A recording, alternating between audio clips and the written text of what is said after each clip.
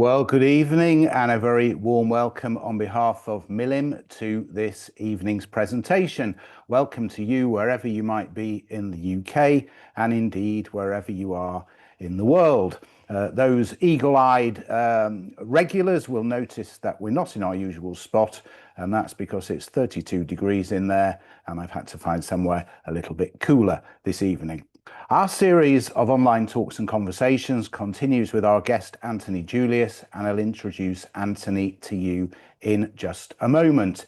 A little housekeeping first. You are encouraged to ask questions, but please do this by typing whatever you'd like to ask into the Q&A facility on your screen. As always, we'll try our best to get through as many of your questions as we can. You also have a chat facility. This lets you send a message to all of the other participants on this webinar, should you wish to do so. And finally, we are recording this event. It will appear on our website at milim.org.uk within the next couple of days. There you will find recordings of other past events, as well as details of our future programme for which you can book tickets. So to our guest this evening, Anthony Julius is Deputy Chairman of the international law firm Mishcon Dereya and a Professor in the Faculty of Law at University College London. He's best known for being divorce lawyer to the late Diana, Princess of Wales, and for defending Deborah Lipstadt in a libel suit brought by the Holocaust denier David Irving.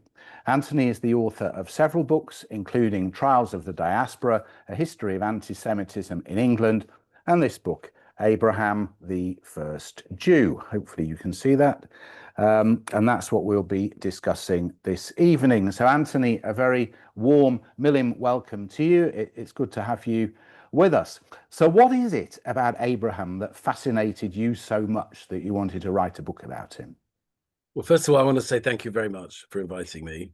And I'm really pleased to talk to I know you're an international audience, but I also want to say I'm very pleased to talk to a Leeds audience. So you're asking me the question, why Abraham? When I was 7 or 8 years old, my parents gave me a cartoon book of the Old Testament. And I remember reading through it, and I had no difficulty with the account of creation, and none at all, even with Noah's Ark. Cain and Abel left me unmoved. But I got to the story of Abraham and Isaac, and what's called in Hebrew the Akedah, the binding of Isaac, where Abraham leads his son Isaac up a mountain on instructions from God to sacrifice him. And I just, my child's mind couldn't really encompass a father's murderousness towards a son. So I think it's probably a quite significant age to be reading it. I guess I was 2 years at primary school. I kind of left the total safety of the family environment, but it was still, family was still absolute kind of haven for me. And I think I was just shocked and so dismayed that I couldn't read beyond that story. And I pushed the book to one side. I told this story to a friend the other day, and he said to me, so do you actually know what happens in the Bible after this story? So anyway, so I suppose, like all experiences of that kind, where you're kind of arrested, it stays with you. And I had the opportunity. I mean, maybe we'll discuss that later on. But I had the opportunity to write this biography of Abraham 60 years after that childhood experience, and I just took it. So it's a kind of writing out of a very personal childhood experience for me. So we'll hopefully have time to explore these themes in a bit more detail as we go on. Who's the book for? Is it for a Jewish audience? Is it for a more general audience? Well, every author, I suppose, has the fantasy that her book will be of interest to the world. But realistically, I think its principal interest in any event is for a Jewish audience, and that's been that's been my experience of the response. Although I showed the manuscript to Rowan Williams, the former Archbishop of Canterbury, and he liked it, and in fact he provided me with an endorsement, which is on the back of the book. But generally speaking, it's a Jewish audience that's responded to it. I think partly because the Akedah is an event. The reading of the Akedah is an event in most of our lives, and so it has a direct. The book has a direct appeal, but also because through the book, I offer an explanation of what I think Jewish life is about. And the people most interested in what Jewish life is about tend to be Jews. Fair enough. Now, the book tells a lot more than the biblical account. What sort of sources inform your narrative? Where have you gone to find information? So, by the way, I should just say I'm keeping myself fully hydrated. It's still 30 degrees in London, and although my office is air conditioned, my home isn't. So, excuse me if I'm looking a bit shiny faced and I'm drinking a lot of water. So, you asked me about sources. I treated the Torah account, the account in Genesis, in Bereshit in Hebrew. I treated that as a kind of an authoritative, my only authoritative source. And then I allowed myself to roam very freely across the rabbinic material, which is known in the kind of in the discipline as midrashic material, essentially stories told by the rabbis about scriptural characters and elaborations or explanations of stories that are in the Torah itself. And I also looked very closely at the account given by the medieval Jewish philosopher Maimonides of Abraham's early life. Maimonides, a philosopher himself, took Abraham to be the world's first philosopher and gave a very interesting account of Abraham's life as he imagined it to be. And then I drew on a kind of range of material, which essentially reflected my own reading over many years, where it seemed relevant to the story that I wanted to tell. But you speak of two Abrahams, and rather helpfully, you call them Abraham 1 and Abraham 2. Who are they, and what's the difference between the two? So I tell this story. I mean, in brief, I tell the story of a man who's brought up in a very traditional society where views and beliefs haven't changed for many years, hundreds of years maybe. It's a polytheistic society. It's a society of many gods and spirits and demons and all the rest of it. So it's a highly populated supernatural space. And then there's the city itself, the city of Ur. And Abraham has a quite a senior position, or rather his family has a senior position in this city. His father, Terach, is a leading businessman. His brother is an equivalent those days of a scientist. Another brother is in the family business. But Abraham is the kind of intellectual of the family, which means that he is on close terms with the priests of this traditional religion and has the kind of status of an intellectual. So I suppose, and this is all midrashic material because the story of Abraham in the Bible doesn't begin until much later on. But I suppose that Abraham, through his own intellectual power and originality, detaches himself from this traditional polytheistic society and thinks his way through to a conviction that there aren't many gods and junior gods and spirits and so on, but there's only one God. He becomes a kind of one goddist. And he does that by just being very independent-minded and thoughtful and original and skeptical of everything that's just kind of repeated generation by generation. The children are brought up to believe what the parents believe, and they then in turn bring up their children to believe what they came to believe. So Abraham begins to talk to other people in his society, in the city, and he says two things, really. First of all, this is at any rate, the provisional conclusion I've come to. There aren't many gods, there's just one God. But in a way, even more interestingly, look what I've done. I've thought for myself. I haven't just continued to believe what everyone else believes and what everyone believed in the previous generations. I've taken my own independent line, and that's regardless of the conclusion that you come to. That's something which is very exciting, and I kind of recommend to you. And he does this in a very a vocal way, in a very persuasive way. He meets, of course, a lot of resistance, opposition, and he begins to do slightly dangerous things. And it all comes to a head because his father is very anxious about the damage that Abraham's kind of public talking is doing to the family's standing. Terah goes to the ruler of the city, Nimrod, and says, I know you're aware of what my son is up to.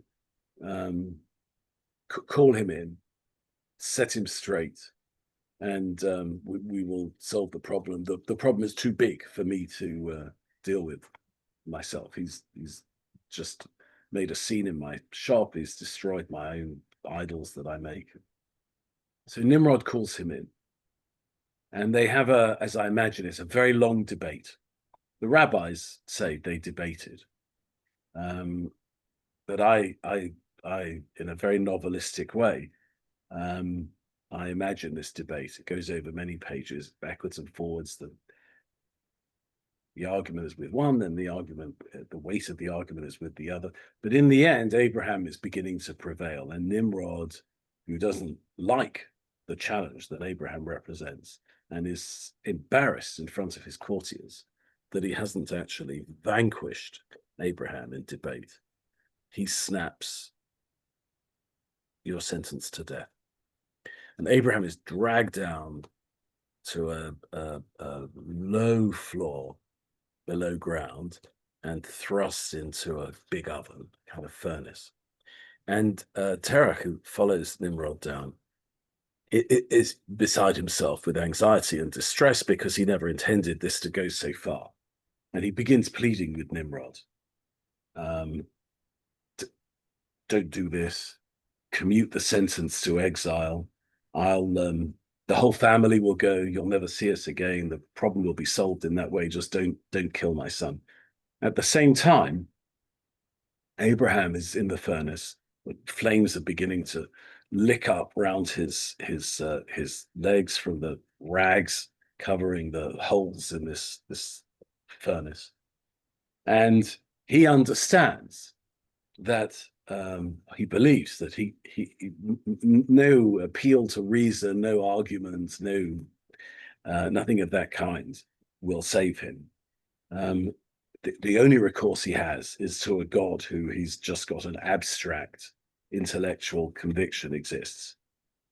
He doesn't know that this God is interested in him, or even has the power to intervene, to protect him, save him. But he prays for the first time. He looks heavenward and he prays. And so we have to imagine, as Terah is pleading with Nimrod, so Abraham is praying to God. And at a particular point, when it's almost too late, Nimrod says to his guards, release him. And Abraham stumbles out, coughing, spluttering, collapses on the floor. And at that point, Abraham believes he knows two things. The first is that God has saved him. This is his belief. The second is his father was ready to kill him. And that's the end of Abraham 1. That's the end of Abraham, the think for yourself, skeptical, intellectual. And it's the Abraham instead of faith. The Abraham that we know in biblical accounts. And those accounts begin when the whole family has left Ur and are settled in Haran. And that's when the story of Abraham begins in the Bible. And that's the story of Abraham, the man of faith, as we know, the faithful friend of God. But that Abraham, that story ends in another crisis. The crisis of Abraham 1 was down below in the depths of the palace. The crisis of the second Abraham, the man of faith, the person who fully subordinates himself to God and has given up pretty much independent judgments, thinking for himself, intellectual inquiry, all the rest of it. That crisis is not in a basement in a palace. It's in the open air on a mountain high up. And that's when he sacrifices, as he understands it, he is to sacrifice his son. And because it's an impossible demand, which nonetheless he's ready to comply with, it represents a kind of catastrophe. It's a catastrophe for everyone that Abraham doesn't get over. And that's the end, essentially, of Abraham too. Although he lives on for many years, as the Bible says, his life in the kind of vital sense of the word has come to an end. His wife dies when she hears of Abraham's intention to sacrifice Isaac. He never sees her again after the trip to the mountain with Isaac. He no longer has contact with his son. And perhaps most decisively, for a man who's given everything up for the sake of God, he no longer has contact with God. I mean, remarkably, it's not really noticed. There is no further contact between God and Abraham after the events on the mountain. So hopefully we'll come and drill down into some of those issues a little bit later. How do you see Nimrod? What sort of power do you see him exhibiting? And do you take anything from this dynamic of a powerful ruler about the nature of Jewish faith in opposition to coercion or negativity, perhaps? Well, it's a very complicated. I mean, it's a very complicated relationship, and what I try to do is I try to draw out and kind of make a little more visible the parallels and the resonances in the whole story. So the peril that Nimrod exposes Abraham to, the demand that Nimrod makes of Abraham, is then experienced again, but with much greater intensity and unchallengeability. It's made by God of Abraham, just as in the furnace, Terach is the father and Abraham is the son, and on Moriah it flips. So there are all kinds of connections that prompt us to think, how dangerous is it to give up our own capacity for independent thought and instead subordinate ourselves to the direction of another? The issue of the miracle is interesting. It's almost like we're watching a film reading this book where we know what's happened, but the character doesn't. I mean, surely Abraham and Terach will have discussed this afterwards. And when Abraham's swanning around saying a miracle happened to me, surely his father must have said to him, listen, son, it wasn't like that. Yeah, but of course. Mm. But I mean, imagine how that dialogue would go. Mm. Terach would say, I'm claiming the credit for your release. Mm. And Abraham would say, the person who could reasonably claim the credit for my release could not be the person who exposed me to the peril in the first place. Even though that happens later on. No, Yeah. Terach reports on Abraham to Nimrod. No, Nimrod I mean with Isaac, it happens with yeah, Isaac, that's different. yeah. But Terach says to Abraham, don't be angry with me. It was because of my intervention that that Nimrod saved you. To which Abraham says, I don't accept that. I think it was a miracle of God, and I think you are the problem.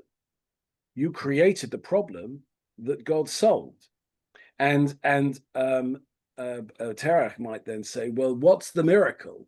You heard Nimrod, you heard me speaking to Nimrod, and you heard Nimrod give the order, to which Abraham says, well, it was a hidden miracle. It was God who softened Nimrod's heart and led him to order the release, just like in the Exodus story, God hardens Pharaoh's heart and leads Pharaoh to refuse the Jews to leave. I mean, there are all these parallels it's such a complicated unity. The five books of Moses. God softens Nimrod's heart to achieve a particular objective and hardens Pharaoh's heart to produce a second, a different objective. Or that, at any rate, is what Abraham comes to believe. I leave open the question of whether it's a miracle. You leave that one open, but you seem fairly open to other things apparently being miraculous, like the illness that affects Pharaoh when he's with Sarah, Abraham's wife. So some of the miracles like this, or miracles like this one, have an explanation, but others seem to be taken as matter of fact. No, I No? don't. I mean, I want to leave fully open in every case the possibility of a naturalistic explanation. I mean, as far as Pharaoh's illness is concerned, it's just as plausible that he realizes something is up, and either feigns an illness or is ill in some kind of psychosomatic way.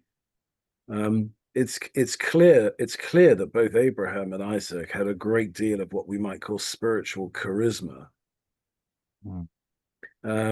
They made a tremendous impression. I mean, I imagine them as making a tremendous impression on people, and that generates its own kind of physical responses by the people they meet. He's traveling around, he's building altars. He seems quite uncertain. There's no permanence to where he's living. Do you see this as a metaphor for the Jewish condition? Well, I mean, yeah, it's an interesting question. I think for me, the central kind of message of the Abraham story is this constant kind of lurching, this double contradictory impulse. On the one hand, challenge, investigation, interrogation, skepticism, thinking for yourself, the appeal of the unconventional, the original, the breaking with received ways of thinking, traditional views, and so on. On the one hand, Abraham one, as I designated, and on the other hand, the life of faith, the life of the synagogue, a collective existence of the Jews, solidarity, prayer, all other forms of collective expression, the Zionist project, all of that. And you can see in every generation, in every Jew in every generation, there is this tension, which each one of us resolves in our own way, or rather doesn't resolve. Each one of us kind of oscillates between in our own way. So that for me is the main tension, rather than the kind of wandering and not resting anywhere. But that, of course, is there too. So in Lot, Abraham's relationship with his nephew Lot, and Lot's decision to go and live in Sodom, do you see Lot as a figure of assimilation, or is there maybe something a bit darker there? Well, I say that Lot is the first Shlemiel in Jewish culture, in Jewish life. He's the kind of hapless guy to whom things happen, and who is never sufficiently on top of his own life to influence its direction. And he's also a kind of low grade, almost a parody version of his uncle Abraham. But it's tough for us Jews because on the one hand, to live the life of Abraham is to live this life to the highest pitch of articulation, of strain and tension. On the other hand, to live the life of Lot, someone who's kind of sublimely unaware of all the complexities and challenges that Abraham is facing, is to live the life of a Shlemiel, and to end up in the most ignominious circumstances imaginable, drunk, asleep, and raped by his daughters. That's how Lot leaves the story. So you take your pick. And so do you see his appointment as a judge by the people of Sodom as a consequence of that? Do the Sodomites want their leaders to be the lowest of their group rather than the highest? Well, so Sodom is a very interesting place, and in the rabbinic account of Sodom, it's a place in which there is no ordinary human feeling. The whole city is committed to a principle of contract.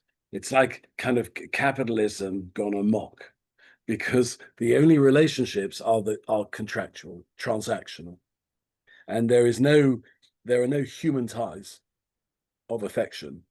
I mean, so for example, when the angels visit, or the men visit, Lot takes them to be angels, and the Sodomites surround Lot's house, wanting to drag the men out and rape them. Lot goes out and says to the crowd, "Take my daughters instead." He has no understanding of the kind of the holiness of the affections of kinship, even between fathers and daughters.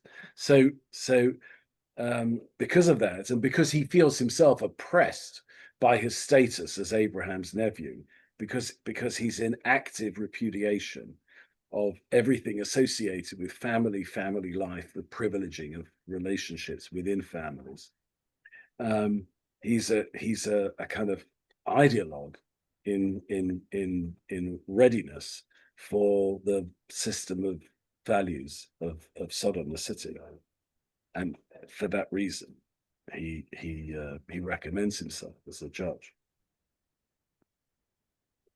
Abraham circumcises himself, his household do the same, and this act precedes the birth of Isaac. Do you see a connection between the circumcision and Abraham's ability to become a father? Do you see the circumcision as a creative act, a destructive act, maybe a bit of both? Well, the interesting thing about circumcision is that it makes no sense if you're an intellectual. You can't arrive at Brit Milah by some process of reasoning. You can, or you might think that you can, arrive at a kind of abstract conviction that there is a God by a process of reasoning. The medieval philosophers thought that you could do that you could go on a journey, and in a series of unbroken steps, you could arrive at a destination marked God. But on no basis, by any process of reasoning, could you arrive at a conclusion that you should take a knife to the tip of your penis and cut it off. It kind of makes no sense. It's a scandal to reason. So I think that for circumcision to be a command to Abraham, it draws our attention to the fact that the Abraham who receives that command is absolutely not the Abraham of Ur. It's not Abraham 1. Abraham 1 would not have concluded by some process of reasoning of his own that he should circumcise himself. Only a man who is fully subordinate to the dictates and demands of another being would be prepared to do that. So Brit is an anticipation or a first step towards the Akedah, the drawing of blood from oneself, from one's own member, and also from one's child, from Ishmael in this case, is a kind of anticipation, or as we say, prolepsis of the Akedah itself. So that's part, I think, of the meaning of the Akedah, of the circumcision. The other part of the meaning of Brit is that it's a collective act. And so it's not for nothing that it's the first command in the Torah, which is specific to a group. So all the earlier commands, the what are called the Noahide commands, the 7 commands, are binding on the whole of humankind. Set up, create judges, create a legal system, don't mutilate animals, all this kind of stuff. But only Jews, at the beginning, at any rate, only Jews have the obligation to perform a circumcision on their male population. So there's that second meaning. It can only be addressed and understood as an act of faith, and it is a way of defining a collective. And so it's doubly objectionable to intellectuals, because thinking for yourself means you don't take directions from another, and thinking for yourself means you do not lose yourself in a larger group. Okay. We haven't spoken really about Sarah, No. Abraham's wife. Before reading your book, my view was very much, the dutiful partner, and then she dies from shock, and there's not really a lot in between. You really do put a very different slant on this, and that she is to some extent slighted by the fact he's always referring to her as his sister to supposedly protect her. You describe the interaction with Avimelech to be the lowest point in their relationship, as if the relationship is sort of getting worse and worse up until that point. Can you elaborate? Yeah. So I regard Sarah as a hero of equal status to Abraham, and if I had my chance, I would have written the book as a joint biography of Abraham and Sarah. I imagine that Sarah came to her own conclusion about God in Ur, and I take my cue from a verse in the Bible which says that when they left Haran, they left with the souls that they had made, with the converts that they had made, I take that to mean that Sarah herself was involved in the proselytizing activity and had her own charisma and appeal. But from the moment at which they leave Haran, their relationship begins to deteriorate. It gets worse and worse, and it ends in Sarah's despair and in a state of full alienation from her husband Abraham, and all the fuss that's made after her death about her burial place and so on, in a sense, is kind of Abraham's guilt about how the relationship came to an end and the kind of catastrophe of that. There's a really interesting exchange earlier on in their marriage. I mean, when it's already bad, where Sarah says to Abraham, "Throw Hagar out," her servant, who's through whom Abraham has had his first child Ishmael, and Abraham doesn't want to do it because he's very taken with Hagar, and he imagines, he has a vision in which he consults with God, and God says, "You have to listen to Sarah," from which the rabbis deduced, fascinatingly, that Sarah was the superior prophet. So this is a rabbinic tradition. Sarah is the superior prophet. I wanted to elicit that kind of reevaluation of Sarah in the book. At that point where Ishmael is thrown out of the household, there's something quite interesting thrown into your book, and rather like the line in the Torah about Timnah, you make reference to Timnah, and it's a very brief reference, but I think it's significant. What is it you're trying to say through including this? So the Timnah story, it's a really interesting midrash, which works to this effect, that Timnah goes to Timnah is an Egyptian princess. She goes to Abraham, Isaac, and Jacob, and she says to them, I mean, this is not a story that appears in the Bible, but it's a kind of story the rabbis pulled out of their heads. She says, "Let me marry into your family. I'll even serve in your family." And they reject her. And so she goes off and she marries someone else, and they have Amalek as their child, the sworn enemy and persecutor of the Jews. So that story, which is a story about Abraham, and as well as the other two patriarchs, his son and his grandson, that story becomes a way in which the rabbis interpret to themselves the various disasters that land on the Jews' heads. If we hadn't behaved, if the patriarchs hadn't behaved as they did, then hatred of the Jews in the person of Amalek would not have entered the world. So it's a fascinating, absolutely fascinating story. Yeah, I thought it was quite interesting how it's sort of it's a very small element of your book, but has massive consequences, perhaps even to this day. Okay, so we come to the Akedah, the binding of Isaac, and you present this narrative in graphic detail.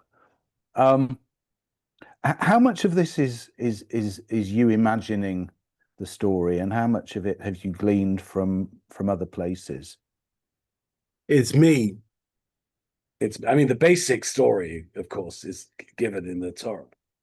The journey up the mountain, the equivocal exchanges between Isaac and Abraham. Where is the sacrifice? Where is the animal to be sacrificed? Isaac says, and Abraham says, "God will provide my son."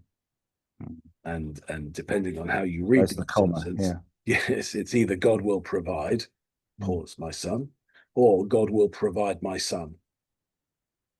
So exceptionally sophisticated literary kind of nuance in the story.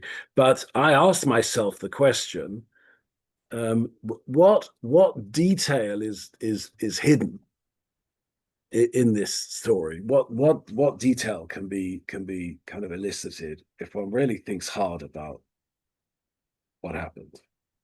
And so I think staying within the boundaries of the main narrative, I imagine what it must have been like to climb up the mountain. And I should say for people who are on this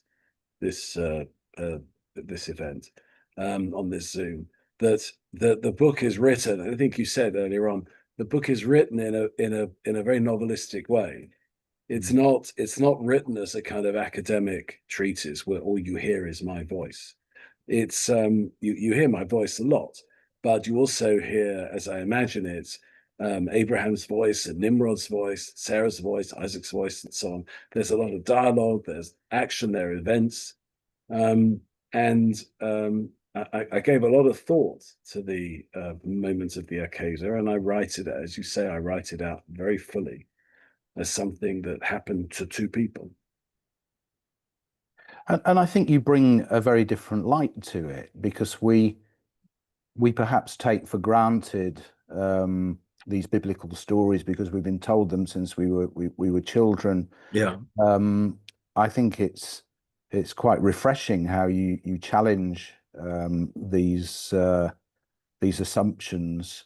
And you know, as I say, it really is graphic, and people should read it because it puts a whole different slant on things. But the outcomes of this are absolutely catastrophic. Sarah dies.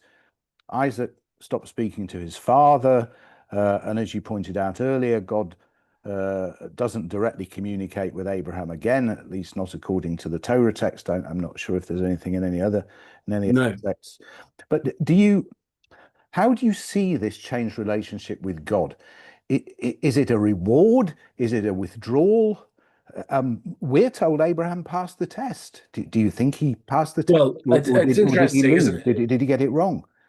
I mean, to me, it seems clear that it's a withdrawal. It'd be a very odd way of commending him for the outcome to be he no longer talks to his son, his wife dies, and God no longer talks to him. I mean, it would be very odd to think of this as a series of congratulatory aftermaths. So as for being told that he passed the test, the Torah doesn't say he passed the test. The Pirkei Avot says he passed the test, I think. Yeah, other rabbinical texts say it was one of the 10 tests. One of the 10. And he passed it. But those are rabbinical attempts to kind of draw the sting from the horror of the story. Did you try to imagine what would have happened had he refused?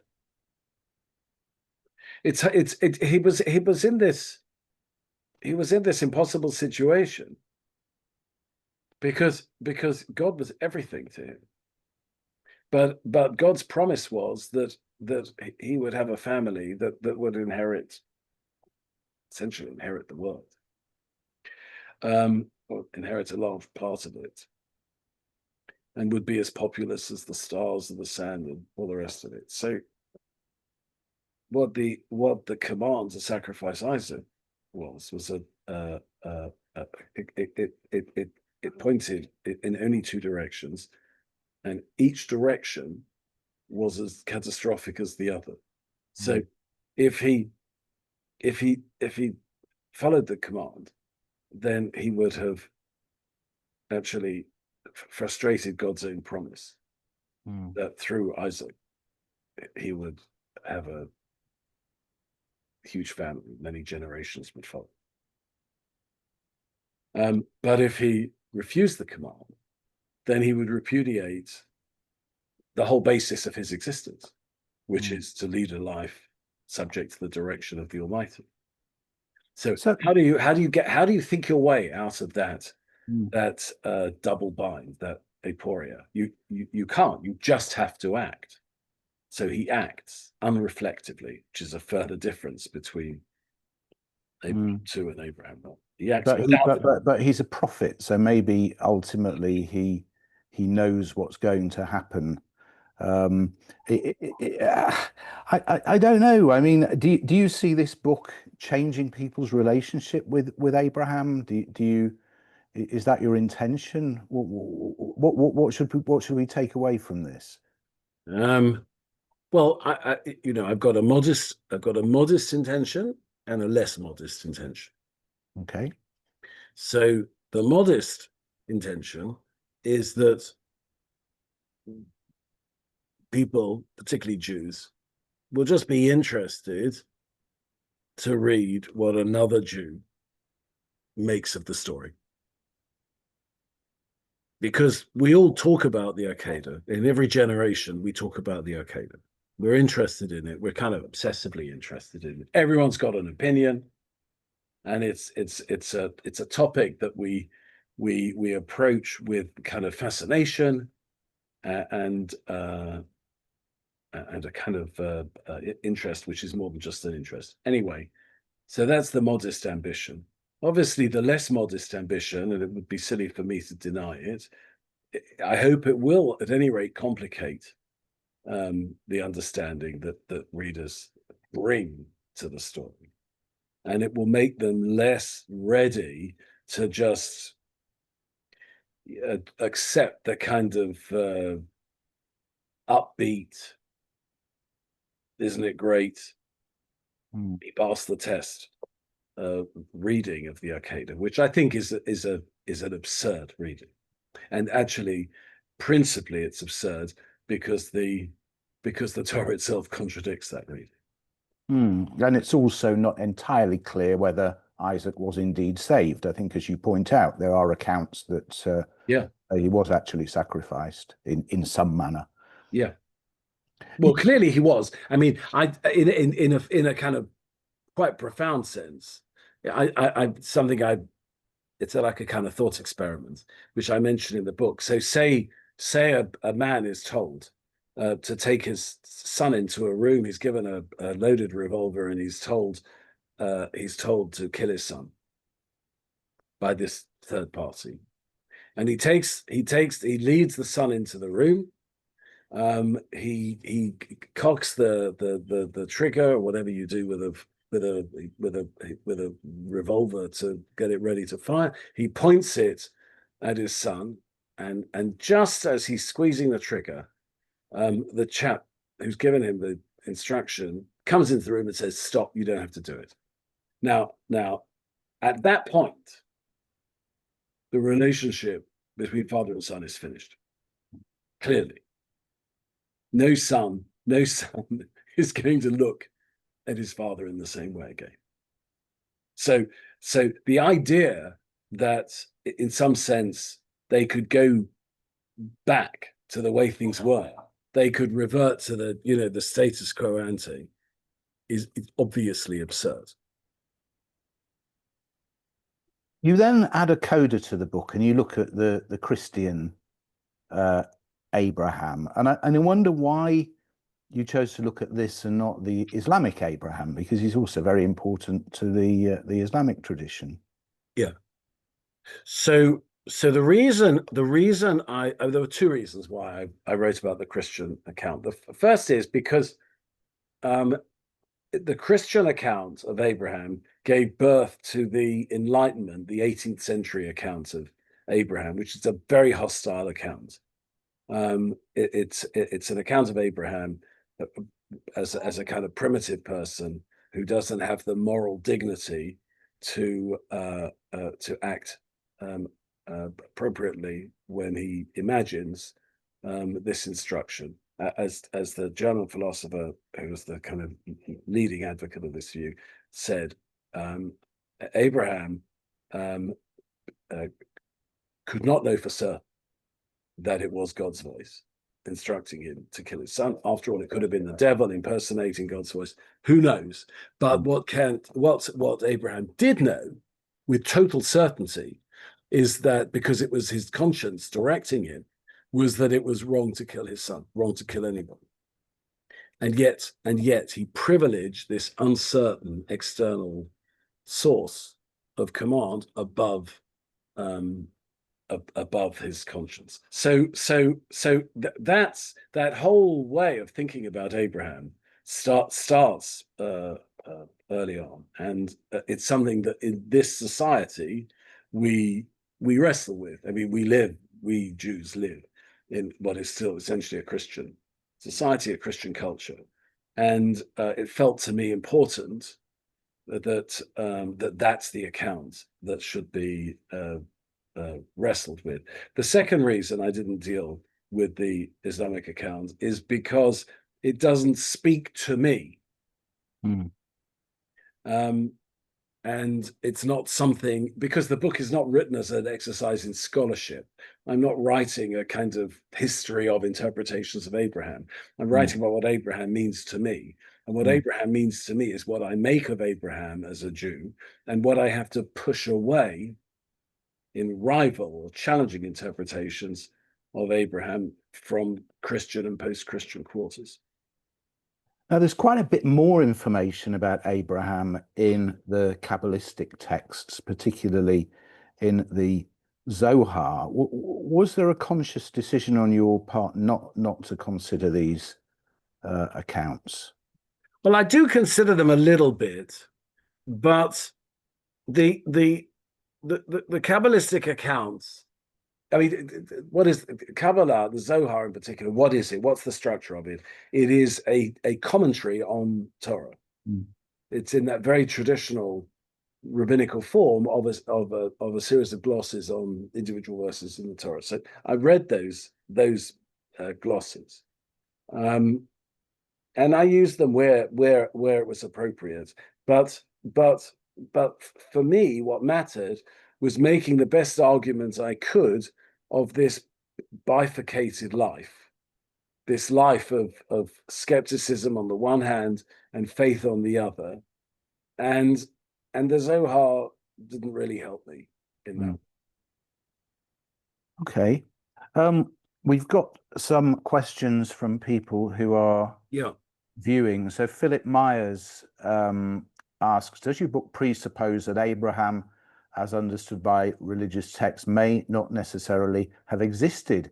And if so, is the point of the book less historical and more of an esoteric text? So I don't kind of take a position on whether there was a historical Abraham. What matters to me is that Abraham is central to the Jewish tradition. So I then consider the next step in that topic, which is, given that Abraham is central to the Jewish tradition, what does one make of him and the life as contained in that tradition? We have a question from Jay Prosser. Jay is an author who's also been on Milim in the past. Yes. He says Abraham refers to himself as a ger v'toshav, a stranger, convert, and a settler. What does Professor Julius make of this self-description at the very origins of Judaism? Well, it's very interesting because he says he's a resident and an alien, and it's a strange, contradictory formulation. How can you be both resident and alien? There's a lot that can be made of it. What I make of it is that Abraham is articulating the tension, the contradiction that structures his own life. He's a person of profound faith, but he also began, at any rate, as a philosophical skeptic and as an intellectual. How can you be both? How can you be both resident and alien? You can't. But if it's the fate of Jews to be that contradictory compound, then we have to make the best of it that we can. So that's the way I think about it, and I talk quite a lot about that formulation in chapter 4 of my book. Did you look at modern sources such as literary works? One of our viewers asks. Yes, I did, but it's also very important when you're an author, talking about contradictory impulses. On the one hand, you don't want to repeat what other people have written, and you want to respect the tradition and the fact that you're coming late to a tradition. But on the other hand, you want to write in your own voice. And there's a risk that if you read too much, you'll simply be silenced, suffocated by the weight of the reading.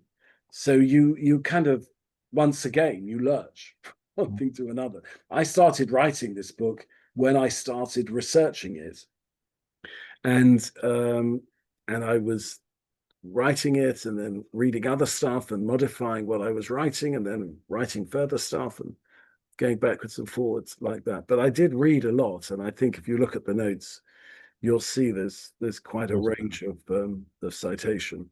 There's a lot of it. I think people might reasonably ask, as someone who is clearly a very busy man, when do you write? Do you write in small bursts? Do you write in extended periods of time? How does it work for you? I write in small bursts. I've never taken time off to write my books from my legal practice. So I have the kind of the chapter that I'm writing on one of my screens, and when I'm not engaged in kind of client work, I'm writing away. Do you see there are some lessons in this book for now? And if so, what might they be? Oh, I think just that we have to accept that there is no kind of perfect resolution to the tensions and the contradictions that structure our life. And we just have to make the best of them that we can. Okay. And anything else in the pipeline? What's next for you? I'm writing a book on free speech, which is a fascinating topic that means a great deal to me. I wrote a piece. I published a piece on the anti-Semitic fantasist David Miller, the ex-professor at Bristol, and that was a way for me to start thinking about what academic free speech meant, and out of that came the idea of writing something much bigger on free speech. So I'm deep into that.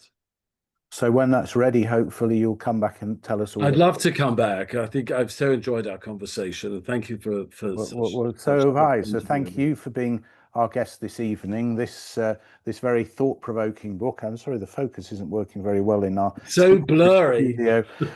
Anyway, it's very good. It's available on Amazon and elsewhere in hard copy and in Kindle format. And to say thank you, I'm going to send you some books of my photography. There we go. Thank you. You're just about see. I don't know where the focus is. I don't know, but it's a disaster for a book of photography. So it's terrible, isn't it? It's called 75 Faces of Israel. Anyway, it's on its way. It will be on its way to you tomorrow, and I hope you'll enjoy it. Now, just a few words about our upcoming program before we leave you. On the 7th of July, we've got John Jay with us. He picks up the story of Ninette Dreyfus, born into a wealthy Jewish family in Paris, and the true cat and mouse story about how she manages to survive the war years. And then the following week, we welcome Jerry Rabov, and he's going to talk all about Henry VIII and his rabbis. You heard me right, and that promises to be an absolutely fascinating talk. And then on the 21st of July, the Israeli journalist Amir Tibon is our guest, and he and I will be discussing his book, The Gates of Gaza, which combines his personal story of surviving the October the 7th attacks with a history of the Israeli-Palestinian conflict.